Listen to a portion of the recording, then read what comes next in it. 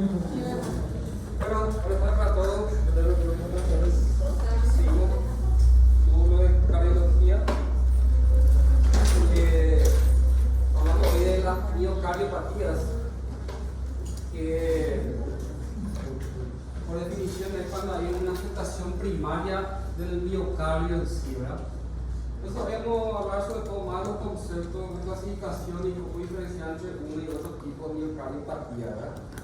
En general son tres: la miocardiopatía dilatada, la hipertrófica y la restrictiva, ¿verdad?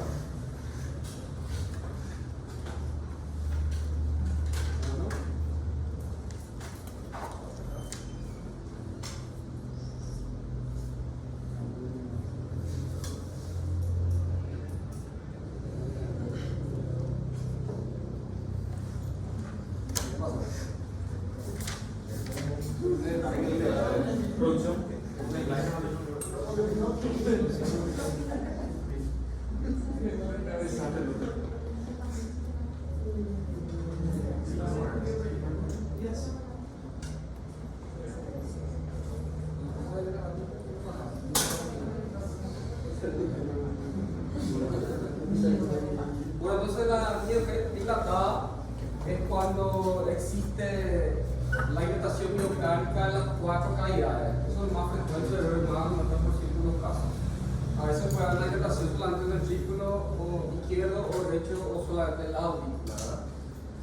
Bueno, entonces cuando existe una dilatación cardíaca, obviamente eso se evidencia a través de una radiografía tóraca que hay cardiomegalia y va a producir una disfunción sistólica. O sea, pierde la capacidad de contracción del corazón y a través del ecocardiograma podemos ver que hay una disminución de la fracción de eyección o del volumen sistólico, ¿verdad?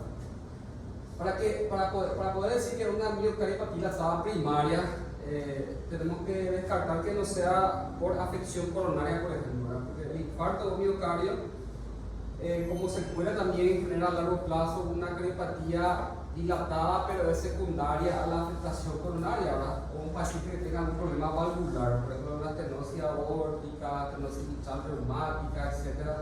Eso también por la obstrucción o por la sobrecarga de volumen en caso de insuficiencia genera también una dilatación en las cavidades, pero consideramos directamente como cardiopatía dilatada primaria, ¿verdad? Bueno, entonces la afección del ventrículo izquierdo es la norma en este tipo de diagnóstico, donde evidenciamos una disminución de la fracción de eyección a menos del 45%. Sabemos que la fracción de eyección normal es más del 50% a través de la medición del ecocardiograma, ¿verdad? Entonces, para tener el concepto, una cardiopatía dilatada es cuando hay una afectación primaria que afecte el músculo cardíaco, ¿verdad? Descartando siempre afección coronaria o valvular. Bueno, puede ser primaria y secundaria. La primaria es idiopática, pero en general siempre tiene relación después de una infección virósica. Eso genera una inflamación aguda, que es una miocarditis, y en el 50% de los casos eso genera a una dilatación, ¿verdad? Entonces hay algún factor hereditario o inmunitario que favorece este tipo de complicaciones, ¿verdad? Bueno, cualquier virus prácticamente puede producir una miocarditis, ¿verdad? Vemos casos por dengue, por influenza, por chikungunya, y otros virus respiratorios, ¿verdad? Esto es frecuente de ver sobre todo en jóvenes, ¿verdad? Incluso niños. Hay muchos casos que están en lista de espera para trasplante cardíaco de cardiopatía dilatada de causa idiopática o post-miocarditis viral, ¿verdad? Entonces la hipocontractibilidad, o sea, la pérdida de la función sistólica es homogénea a diferencia de la cardiopatía isquémica, ¿verdad? Entonces, en la cardiopatía isquémica con el ecocardiograma hay un trastorno de motilidad segmentaria, aunque en la miocarditis también puede haber trastorno de motilidad segmentaria, pero es menos frecuente, ¿verdad? Bueno,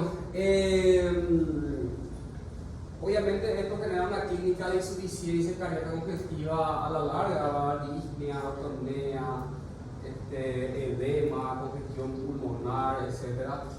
Y el tratamiento es el mismo de la insuficiencia cardíaca, el esquema que ya estuvimos dando en clase, se usa un vasodilatador que puede ser un IECA o un Aradón o otro vasodilatador como el Sacubitril, el Valsartán, que es utilizado hoy en día en boga. Los beta-bloqueantes como el carvedilol, el bisoprolol, el metoprolol, diurético en caso de congestión, sobre todo la furosemida, y también la spironolactona, que es un inhibidor de aldosterona. Y por último también está demostrado que la dapagliflozina es un medicamento que también disminuye la mortalidad en pacientes con insuficiencia cardíaca con baja presión de eyección, ¿verdad? La tirosina es un medicamento inotrópico positivo que no mejora la mortalidad, pero sí mejora los síntomas, ¿verdad? Sobre todo cuando hay una cardiopatía dilatada aguda, la digoxina tiene su beneficio porque aumenta la fuerza de contracción. Para la cardiopatía crónica sabemos que existen los mecanismos compensatorios a la larga que en cierta medida puede favorecer hasta un cierto punto, ¿verdad? Obviamente que después eso genera un ciclo vicioso y cada vez empeora el cuadro, ¿verdad? Hablamos de la activación del sistema simpático, de la angiotensina aldosterona, de los detienoachoréticos, etc. Entonces cuando es crónico el paciente tolera mejor una cardiopatía dilatada. Ahora cuando es agudo de repente, entonces obviamente es mucho más sintomático y peor tolerado por el paciente. En esos casos se usa la digoxina en la fase aguda, ¿verdad? Bueno, cuando hay dilatación del corazón puede haber diversos trastornos también de la conducción, puede haber bloqueo completo de rama izquierda sobre todo, porque se dilata el corazón, y también puede haber arritmia, sobre todo la fibrilación auricular. Y, como saben, eso genera riesgo de embolias, producir ácido isquémico carimbólico, ¿verdad? Bueno, entonces los pacientes que quedan obviamente con una cardiopatía dilatada primaria, el paciente que está con fibrilación auricular, hay que anticoagular, ¿verdad? Con los anticoagulantes los nuevos, ¿verdad? Ya sea Rivaroxaban, Apixaban, Daridorexant, etc. Bueno, también cuanto más grave el cuadro, también esto genera algunos tipos de arritmias ventriculares que pueden generar muerte súbita, sobre todo la taquicardia ventricular, ¿verdad? Entonces el paciente con presión de eyección muy baja, menos del 30%, está indicado colocar un desfibrilador implantable para evitar que ese paciente haga muerte súbita por taquicardia ventricular o fibrilación ventricular, ¿verdad? Aunque esto en nuestro medio es un poco complicado, ¿verdad? Otra terapéutica invasiva que está escrito es cuando tenemos nosotros un bloqueo de rama izquierda, existe un retraso de conducción y una asincronía en el trabajo de los ventrículos. Entonces eso también genera que empeore la insuficiencia cardíaca y existe un tipo de marcapaso que es resincronizador cuando hay un paciente con bloqueo de rama izquierda. Lo que hace ese marcapaso resincronizador es que ese retraso de conducción no exista más y mejore la funcionalidad cardíaca y mejore los síntomas. Entonces el paciente también con presión de eyección menos del 30% y presencia de bloqueo de rama izquierda se coloca un marcapaso resincronizador. ¿Cómo sabemos si un paciente tiene un marcapaso resincronizador? Se ve la radiografía en el aparato y tiene 3 cables. Ese es el marcapaso resincronizador. Ahora el marcapaso de otro tipo que es solamente para el trastorno nervioso tiene un cable o 2 cables, ¿verdad? Puede ser unicameral o bicameral. Pero cuando se ve 3 cables de radiografía, ese es un resincronizador que se utiliza entonces para el nivel de retraso de conducción en el bloqueo de rama izquierda, para tratar de sincronizar otra vez los latidos ventriculares. Bueno, eso en general es un tratamiento, ¿verdad? Las causas primarias o como también causas secundarias, ¿verdad? Vamos a hablar de las causas secundarias de cardiopatía dilatada. El más frecuente en nuestro medio es la alcohólica, ¿verdad? Entonces hay muchos pacientes que a la vez de tener cirrosis, abstinencia alcohólica, tienen insuficiencia cardíaca por cardiopatía dilatada alcohólica. Felizmente tiene mejor pronóstico, incluso es reversible hasta cierto punto, ¿verdad? A cierto punto. Ahora ya es muy dilatado el corazón, una presión muy baja, obviamente ya difícil que haya mejoría. Entonces, imagenológicamente, sobre todo con el ecocardio, es indistinguible de una primaria o idiopática, ¿verdad? Y consideramos que es posviral. Entonces, en la imagen se ve dilatación de todas las cavidades. También tenemos otra causa que es la miocardiopatía periparto, que es más frecuente en pacientes que tuvieron antecedentes de preeclampsia, eclampsia, y ocurre entre el último mes de gestación y hasta 6 meses posparto. Entonces no se sabe bien por qué, pero una cuestión fisiológica del embarazo, la activación simpática, la sobrecarga volumen y todo eso genera una dilatación. Y eso va a generar una insuficiencia cardíaca aguda. Entonces, 50% se recupera eso y otro 50% queda con secuelas de por vida. La tiene que hacer un tratamiento para insuficiencia cardíaca hasta que llegue un momento que va a necesitar de trasplante cardíaco. Sabemos que la insuficiencia cardíaca, cuando está dilatado, es progresivo e irreversible, ¿verdad? Cuando ya se cronifica. Obviamente hay casos agudos donde puede recuperar, ¿verdad? Hasta 1 año de tiempo podemos darle a este tipo de miocardiopatía para considerar si hubo o no recuperación. Hasta 1 año de tiempo. Bueno, la miocardiopatía por estrés o Takotsubo es un síndrome del corazón roto, también se le dice, donde ocurre sobre todo en mujeres donde existe un estado de estrés. Incluso en el caso de dengue también se dio casos donde una activación simpática excesiva produce una dilatación sobre todo del ápex. Hay un balonamiento, según como dice la literatura, la punta del corazón se queda de forma redondeada y es reversible también, ¿verdad? Pero en ese momento de la dilatación del corazón puede haber embolias, puede haber arritmias en ese momento de la fase aguda, ¿verdad? Entonces tiene relación con la activación simpática relacionada al estrés, ¿verdad? La taquicardia o miopatía. Son pacientes que tienen taquicardia por varios motivos, ¿verdad? Dentro de ellos puede ser un hipertiroidismo, por ejemplo, o una taquicardia sinusal inapropiada, que se ve también en mujeres. No es frecuente eso que ve taquicardia, pero puede haber. Y otras causas de taquicardia, ¿verdad?, que no se controla, o cualquier tipo de arritmia. Una taquiarritmia puede generar una dilatación transitoria del corazón, que después se resuelve una vez que se trate esa arritmia, ¿verdad? Bueno, en el caso que la arritmia no se pueda solucionar con fármaco, entonces se puede hacer una ablación de la unión AB para disminuir la frecuencia cardíaca y se coloca un marcapaso. Son casos extremos. Bueno, otra causa secundaria de cardiopatía dilatada es la enfermedad de Chagas. Entonces, según literatura, dice que la causa más frecuente a nivel mundial es la idiopática o postviral, ¿verdad? Dentro de ella hay que mencionar también el Coxsackie virus y el ECO, ¿verdad? Hecho como causas frecuentes. Y en Sudamérica es más frecuente Chagas. En América del Sur es más frecuente Chagas que una cardiopatía dilatada idiopática primaria o postviral, ¿verdad?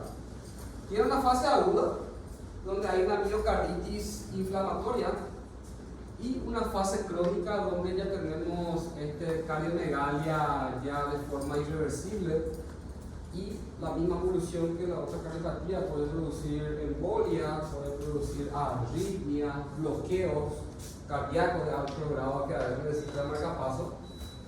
Entonces sabemos que la enfermedad de Chagas afecta al sistema de conducción, produce aneurisma del músculo ventricular, y esa aneurisma con pared delgada es patognomónico de la enfermedad, que se suele ver en el ecocardio, ¿verdad? Existen otras causas secundarias de cardiopatía dilatada, el VIH, y 2 casos que iniciando el tratamiento antirretroviral, más tratamiento sintomático para la insuficiencia cardíaca, revirtieron.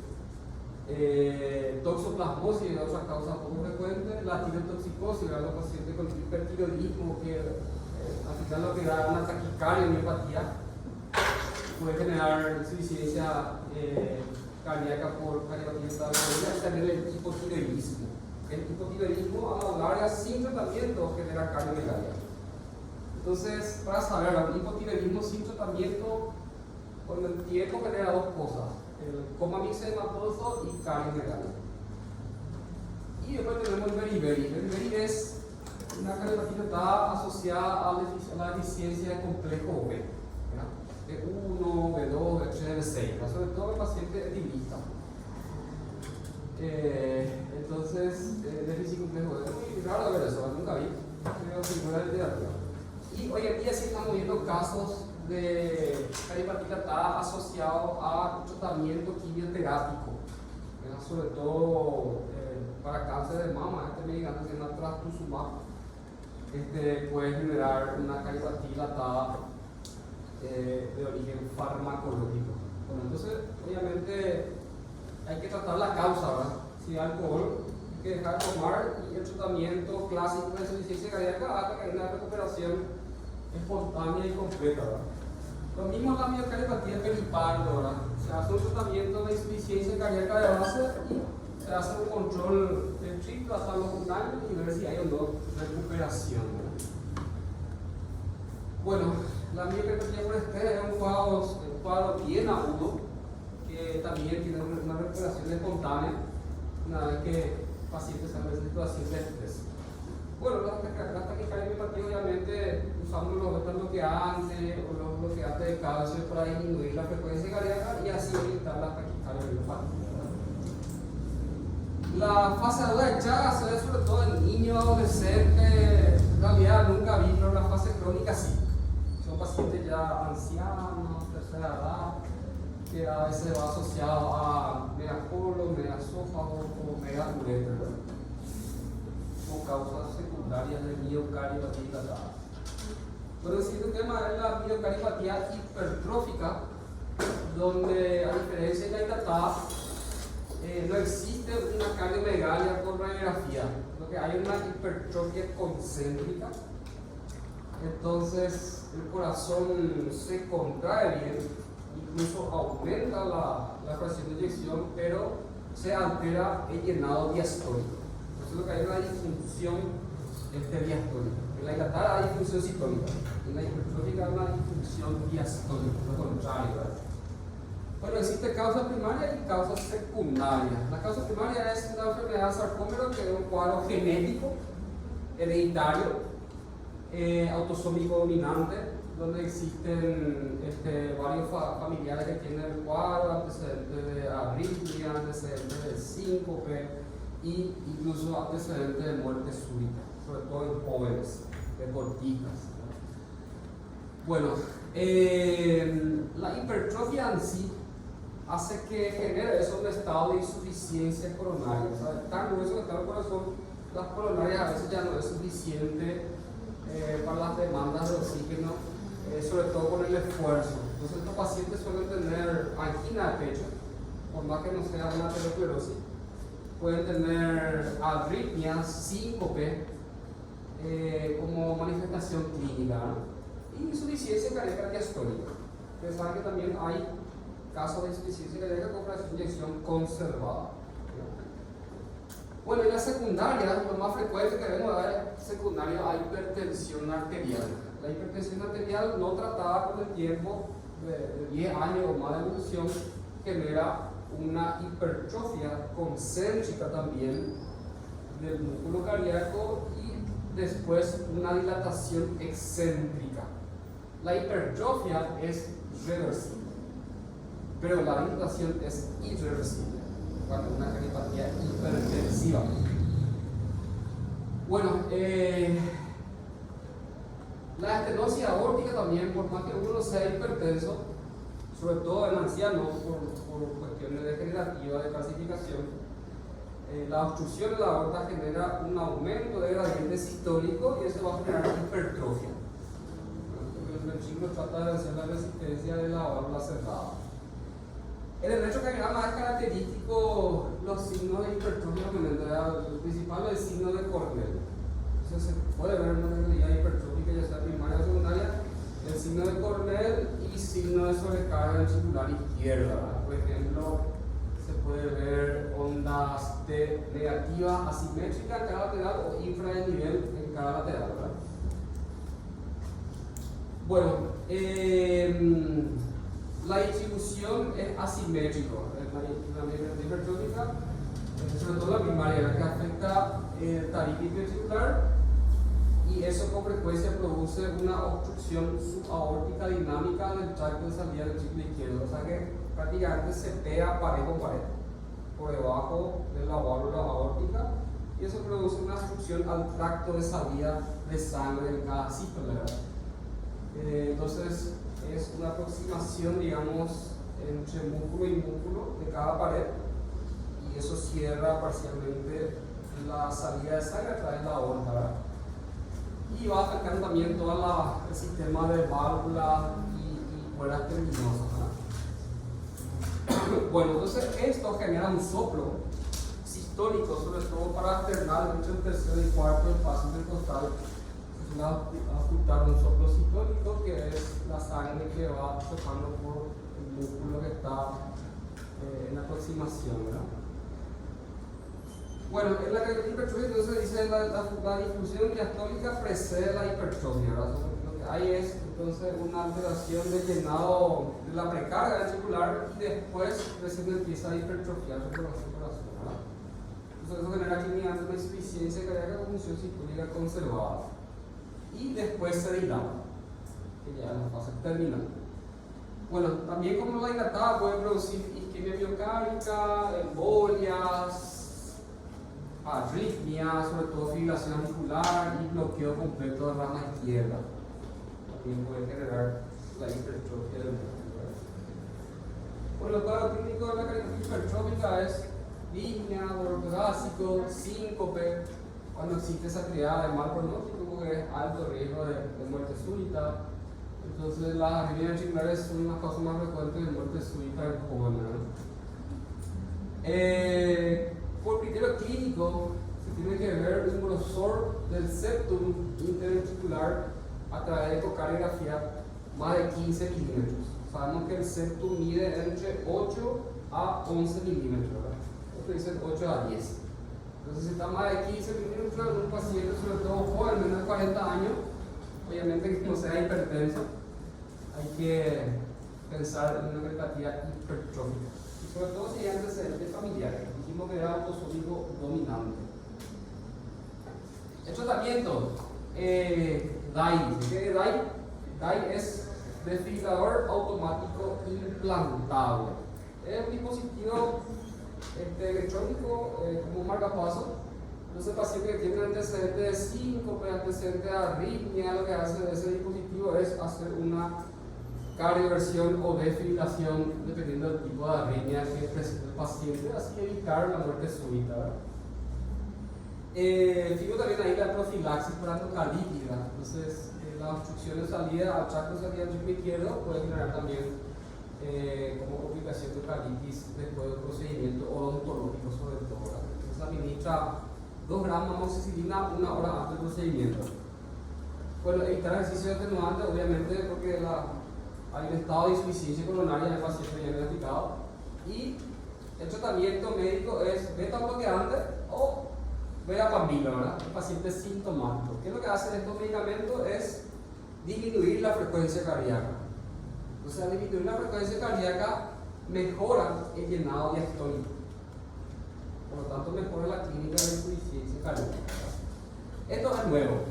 Estoy leyendo todavía Mavacanten, que es un medicador inhibidor de la miocina del músculo cardíaco, y lo que hace eso es reducir la obstrucción del tracto de salida del ciclo izquierdo, o sea que relaja el músculo de la zona donde hay aproximación, ¿verdad? Y en caso de paciente con arritmia también a veces se utiliza miodarona. En el caso no se puede utilizar un dispositivo implantable, la miodarona se usa también como medicamento preventivo de arritmia, ¿verdad? Bueno, existe también el tratamiento quirúrgico para la miocardiopatía hipertrófica, ¿verdad? Es pacientes que tienen síntomas a pesar del tratamiento médico. Entonces lo que se hace es una miomectomía septal. O sea, la zona donde está ligada la obstrucción del tracto de salida, se corta una cantidad de masa muscular para mejorar, digamos, o sea, disminuir la contracción y que mejore el llenado diastólico. O también se puede hacer a través de cateterismo, una ablación septal con alcohol, ¿verdad? Entonces sacamos más masa muscular para que disminuya la gran función sistólica general y la falta de relajación ventricular, ¿verdad? Y bueno, en el último caso, obviamente muchas plantas están indicadas en el caso severo, ¿verdad? Y en los casos con síntomas de insuficiencia cardíaca, bueno, en general el tratamiento médico es poco satisfactorio, solamente lo que antes o verapamilo y diurético procedía en caso de que exista sobrecarga volumen. Después el resto es empeorar por ejemplo, la los sartán, todos esos medicamentos empeoran el pronóstico de una cardiopatía hipertrófica. Sobre todo primaria, ¿sí? En secundaria sí utilizamos el tratamiento de la hipertensión, obviamente, para evitar que se genere una cardiopatía hipertensiva. Bueno, y por último la cardiopatía restrictiva, que también puede ser de causa primaria o de causa secundaria. A la cardiopatía restrictiva se conoce como corazón quieto, el corazón apretado. Se contrae bien, pero hay una relajación mutante porque existe una infiltración del miocardio, entonces hay una disfunción diastólica y va a generar una clínica de insuficiencia cardíaca, sobre todo derecho. Porque cuando se comprime el corazón y hay menos llenado diastólico, obviamente eso genera una hipertensión pulmonar y va a haber insuficiencia cardíaca derecha. El principal error diferencial de este cuadro es la pericardite constrictiva, porque también está apretando el corazón, se le llama corazón quieto. Bueno, entonces las causas primarias pueden ser una endocardititis de Doppler y una fibrosis endomiocárdica, son causas idiopáticas. De hecho, lo que es la endocardititis de Doppler se cita el síndrome hipereosinófilo asociado a algunos parásitos, a una enfermedad reumatológica o algún tipo de neoplasias hematológicas como la leucemia eosinofílica, por ejemplo, ¿no? Y la fibrosis endomiocárdica sí que es totalmente idiopático, ¿no? Y las secundarias son todas las enfermedades infiltrativas que generan un depósito de hecho en miocardio y eso genera una alteración de la diástole, entonces se relaja el corazón. Entonces puede ser una amiloidosis, puede ser sarcoidosis. Hay que tener en cuenta que la amiloidosis es una enfermedad sistémica que también puede generar síndrome nefrótico. Son pacientes con cardiopatía efectiva y síndrome nefrótico hay que pensar siempre en la amiloidosis. Sarcoidosis también puede afectar el corazón, pulmón, ganglios, parótida, varios órganos. Obviamente todos estos diagnósticos se hacen a través, sospecha por resonancia cardíaca y la confirmación por biopsia cuando no hay una duda diagnóstica, ¿verdad? La hemocromatosis es una enfermedad sistémica donde hay depósitos de hierro a nivel cerebral, cardíaco, hepático. Todo este tipo de enfermedades se ven niñas. La glucogenosis, la enfermedad de Fabry también es una enfermedad genética, el trastorno metabolítico. Son enfermedades del depósito. Y también por radiación, radioterapia que se utiliza para el tratamiento de cáncer. Puede llegar a una cardiopatía restrictiva. Bueno, existe otra clasificación, una que dice que puede ser no obliterante o obliterante, ¿verdad? La no obliterante es una inflamación miocárdica por una sustancia anormal, ¿verdad? Que sería todo lo que da amiloidosis, sarcoidosis, hemocromatosis, etc. Y la obliterativa es cuando afecta al músculo y los vasos, ¿verdad? Hay una fibrosis endocárdica o subendocárdica, que es lo que hablamos de las causas primarias. Endocardititis de Doppler o fibrosis endomiocárdica, ¿verdad? Bueno, puede ser generalizada y no generalizada. Generalizada es cuando afecta todo el corazón, está infiltrado todo el corazón. Y no generalizada es cuando afecta solo a un ventrículo o en parte en forma asimétrica el depósito de sustancia a nivel del miocardio. Bueno, entonces el diagnóstico era a través de ecocardio, resonancia magnética cardíaca y para diferenciar sobre todo una cardiopatía restrictiva de una pericardite constrictiva se hace el cateterismo cardíaco para medir las presiones de llenado de ambos ventrículos. Bueno, ahí está, lo que tiene Doppler es un cuadro que cursa con eosinofilia, produce una fibrosis miocárdica y infiltración de eosinófilos. Eso a través de la biopsia, un cateterismo se lleva al corazón, se puede hacer una biopsia. y se afecta la punta del aparato subacular que produce una insuficiencia de la válvula aórtica. Las causas de parasitosis, glucosilemiia y alguna enfermedad reumatológica. De hecho, parasitosis tenemos que mencionar todo lo que son los larvas migrantes. La vanilla está producida por Ucinaria, Trochiloide y Ascaris.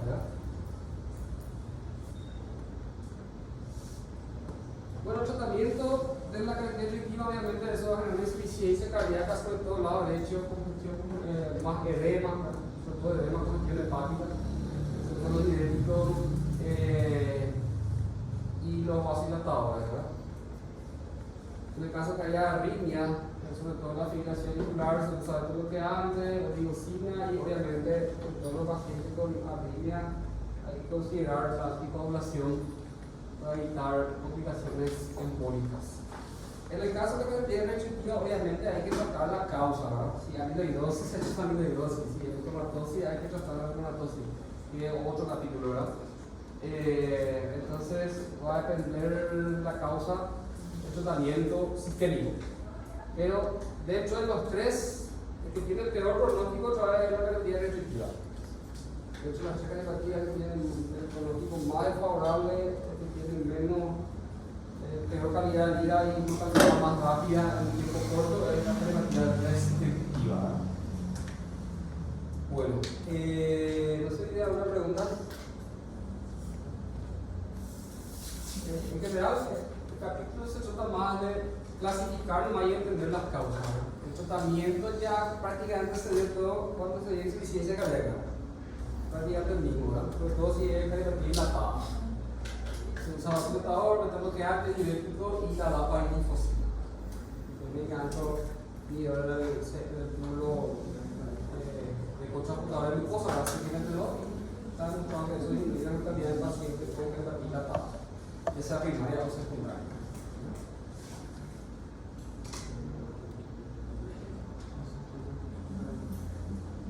Bueno, después de este se llama cardiopatía arritmogénica o displasia del ciclo derecho, donde hay una sustitución por tejido fibra adiposo del ciclo derecho, es un cuadro genético que dominante y se caracteriza por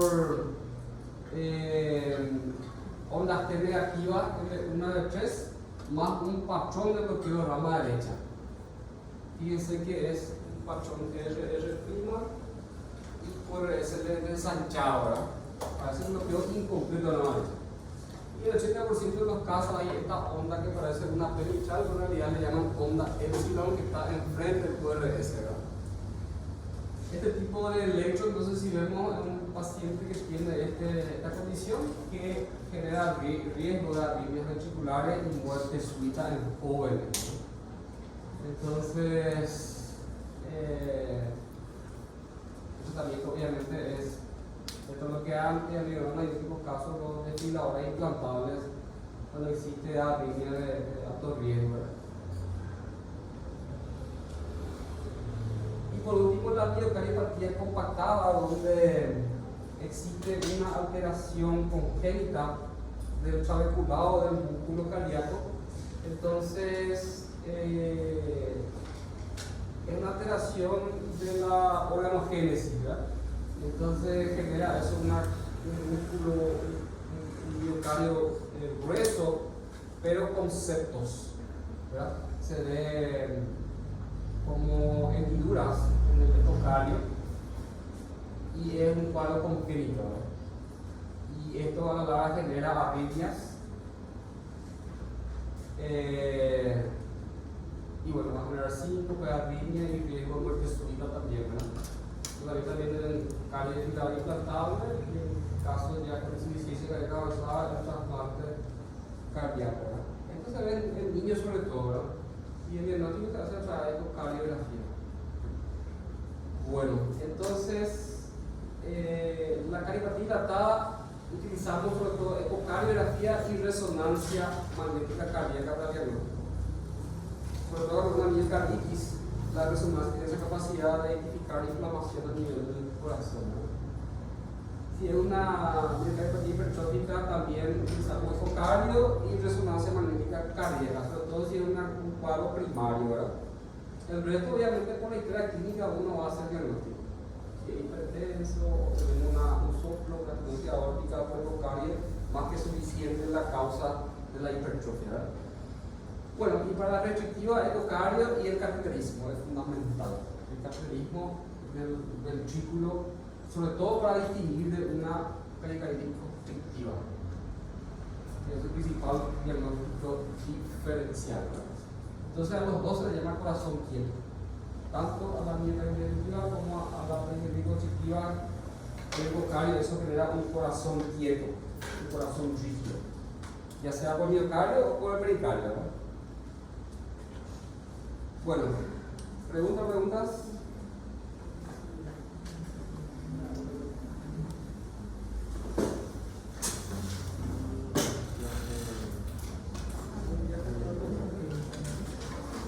Claudia, ¿cómo estás?